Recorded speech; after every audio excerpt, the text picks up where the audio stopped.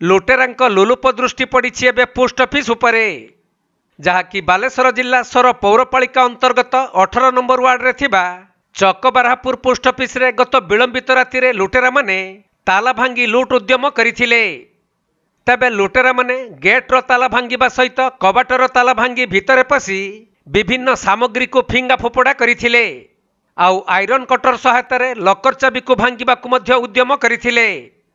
सेपटे सर थाना अंचल रे किछि दिन धरी विभिन्न मंदिर और घरू बारंबार चोरी होउथबा बेले सर पुलिस रो हाथ किंतु खाली। तबे पोस्ट ऑफिस रे चोरी होइथिबार खबर पाई पुलिस पहुंची एहार तदंत आरंभ करिसंती।